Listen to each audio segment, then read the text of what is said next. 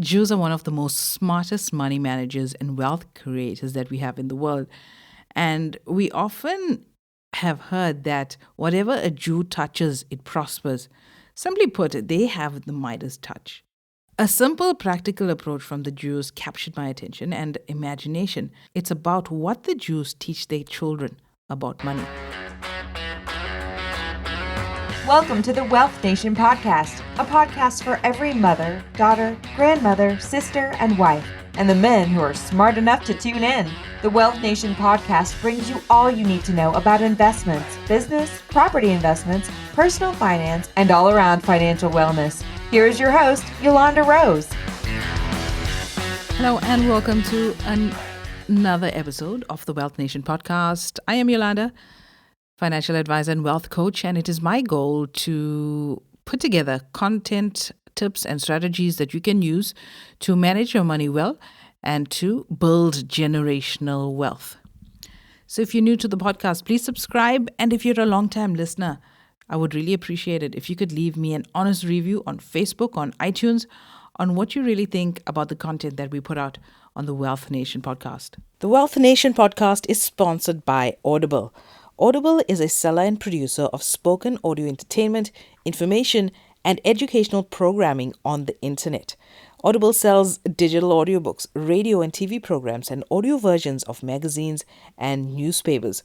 For a 30-day free trial of Audible, go to www.financiallyfabulousfemales.com/audible. So we started talking about financial terms last week, and we spoke about the GDP, the gross domestic product, which you said was the country's ability to produce goods and service for a specific period of time. So this week we're looking at the debt to GDP ratio definition, what that means, what's it for South Africa, and basically how it impacts us.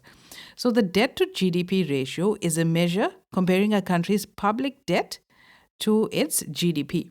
So we're comparing what the country owes to what it produces. The debt to GDP ratio is usually a good indicator of a country's ability to pay back its debt. So you'll often find it expressed as a percentage. So a country is able to continue paying interest on its debts without refinancing and without hampering economic growth is generally considered stable. A country with a high debt to GDP ratio typically has trouble paying off external debts or the public debts, which are any balances owed to outside lenders. So in such cases, these creditors are apt to seek higher interest rates when lending. Extravagantly high debt to GDP ratios may deter creditors from lending money altogether. So what does the debt to GDP ratio tell you? Firstly, it tells us when a country defaults on its debt. It often triggers financial panic in the domestic and international markets alike. So as a rule, the higher a country's debt to GDP ratio climbs, the higher its risk for default becomes.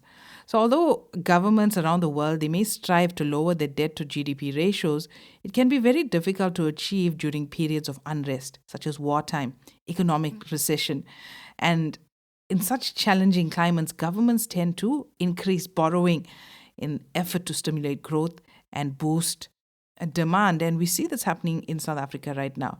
Our debt to GDP ratio is extremely high.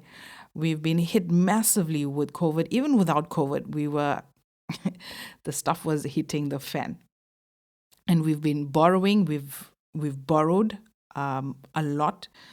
And there's more borrowing to come because as a country, we cannot manage. So according to the World Bank, countries whose debt to GDP ratios that exceed 77% for prolonged periods experience significant slowdowns in economic growth. So every percentage point of debt above this level costs countries about 1.7% in economic growth. And this phenomenon is even more pronounced in emerging markets like South Africa, when an additional percentage point of debt over 64% annually grows at around 2%. So let's look at South Africa's debt to debt to GDP ratio. So South Africa's debt levels will exceed 100% of GDP by 2024 to 2025, and the rise in almost 114% by 2028, according to a document that our finance minister, Tito Mboweni, has presented. The finance minister says that debt will rise to 80.5% of the GDP in this year, 2020, compared with a projection of 65.6% in February of this year. So the trajectory present shows no sign of stabilizing by 2028. And the finance minister did present, after he presented this report, he then brought out the plans of the 500 billion stimulus package, which we're still looking for, apparently. You now understand what the debt to GDP ratio is. You now understand as a country that we are not in a good shape. And effectively, that slows down our economy. It slows down growth. It hampers growth. Less investment comes into the country. The costs for borrowing are higher. So if the cost for borrowing as a country level, if the costs of borrowing are higher, the likelihood of tax increases comes in. So with our already shrinking tax base, more people losing their jobs, the ones that do have jobs most likely are going to be forced to pay more taxes, maybe a VAT increase. Government will have to find various ways with the economic slowdown to start raising revenue to pay back the debt. So the quickest way for government to raise revenue is, other than borrowing, is to hit us with taxes. Because our tax base is shrinking, it could lead us in a world of trouble. So the next 5 years is critically important for South Africa. Raising financially savvy children involves teaching them a variety of skills, from budgeting to planning to earning and saving. Besides giving them an understanding of the value of a rand, it prepares them for real-world finances. Financial literacy is a vital skill, and it is never too early to teach your kids about money. Many parents wonder how they can teach their kids about money and where to find age-appropriate resources. You can now purchase the Financial Literacy for Kids workbook, which is aimed at primary school kids. It's now available at www.financiallyfabulousfemales.com. This workbook provides you with 12 lessons, activities, lesson plans, discussion points, and quizzes that you can use to test your kids' knowledge. Shop now at www.financiallyfabulousfemales.com. And don't forget to sign up for our free masterclass that happens next week. It's all about how you can raise financially savvy kids. So link up with us. Check the link in the show notes of this episode, and also visit our website, www.financiallyfabulousfemales.com, and you will be directed to that link to the webinar registration where you can register and join us on that free masterclass to learn on how you can better raise financially savvy kids. Like what you hear so far? Make sure you never miss a show by subscribing on Apple Podcasts, Spotify, or Tuned In. Now back to the show. All right, so that's enough of the horror stories for today. Let's just talk about something a little bit more pleasing. So today we're talking about what Jewish parents teach their children about money. And the thing is, with the Jewish parents, they start teaching their kids about money as soon as they know how to talk. They fully understand the biblical principle that says, teach a child the way of the Lord, and when he grows, he will not depart from it. So they teach their children about money when they are young, and this is part and parcel of their culture.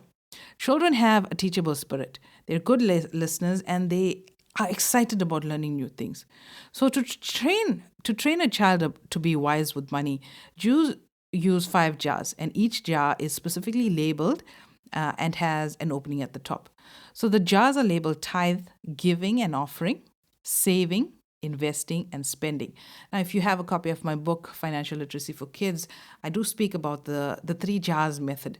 Well, the Jews have the 5 jars method of tithing, giving and offering, saving, investing, and spending, where I mention the giving and tithing jar, and one, the saving jar, and the spending jar. So every time a child is given 10 shekels, that's the Israeli currency, a child is expected to put 1 shekel in the tithe jar, another shekel in the giving and offering jar, another shekel in the savings jar, 2 shekels in the investing jar, and the last spending jar receives the remaining 5 shekels. So a child is then expected to open the giving jar only on Sundays, while the tithe jar is open on month end. The savings jar is open on special occasion like family emergencies, sickness, or something like that. The investing jar is opened when it's full. The child takes full charge of deciding when and where to invest the money he or she accumulates. The parents don't intervene even when the child is making a mistake. They let them learn from their failures. So, after all, failure is a good teacher. So, this way, children learn to become creative in decision making, and most of all, it takes responsibility for their own decisions. So, research shows that the most difficult part of our lives is dealing with money. And when you get this part right, all other areas of your life is relatively easy to deal with. And Jewish kids grow up with a high sense of responsibility and experience more satisfaction and success than a lot of their peers. For instance, the divorce rate in the Jewish American families is 90% less than the rate experienced in other American families. So even as many struggle with debt, Jews continue to thrive in their business and personal finances as well. So what happens for you and me who are not lucky enough to have undergone these transformative lessons in our early lives? Well, first you got to make deliberate plans to train your children. This is one of the best investments that you can ever make to your children. So I highly suggest that you join us on our free How to Raise Money Savvy Kids webinar that's happening this week. Go to our website, www.financiallyfabulousfemales.com, and you'll be directed to the link where you can sign up to that free training. Also, message us on our pages, all our social media platforms, and one of the admins will assist you to getting you to that webinar on how you can raise money savvy kids. So in conclusion, King Solomon, the wise one, the wisest man in the world, said in Proverbs chapter 22 and verse 2, "Rich and poor have this in common. The Lord is the maker of them all." You may be struggling right now with debt. Your business may be down. Your promotion may be overdue. But you have all that it takes. And the Lord is on your side to raise you out of your current predicament to enjoy a life of abundance. All right, so that's it for me on this episode of the Wealth Nation podcast. I hope to catch you in the webinars happening this week. It's going to be a busy week. Tons of webinars happening. So grab that free training where I'm going to be showing you the three-point framework that I use to teach my kids about money. So catch you inside the webinar. Thanks for tuning in. Make sure to visit our website at www.financiallyfabulousfemales.com and sign up for our free investment masterclass.